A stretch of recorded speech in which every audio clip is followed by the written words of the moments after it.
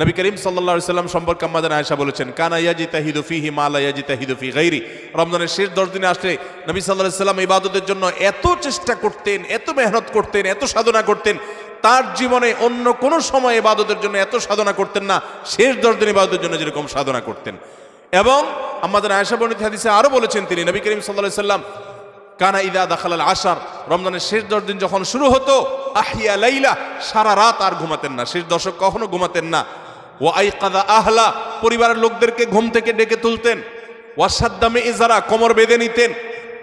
এবং ইবাদতের জন্য সবচেয়ে বেশি মেহনত মুজাহাদা তিনি করতেন। ভাইরা আমার, রমজানের শেষ দশক হলো ইবাদতের সবচেয়ে গুরুত্বপূর্ণ সময়। আমাদের বেশিরভাগ মানুষ ঈদের কেনাকাটায় আমরা ব্যস্ত হয়ে পড়ে, শহরের মানুষ গ্রামে যাওয়া ব্যস্ত হয়ে পড়ে, গ্রামের মানুষ শহরের মানুষকে ওয়েলকাম করার জন্য ব্যস্ত হয়ে পড়ে। আমাদের শেষ দশকের ইবাদত হয় না।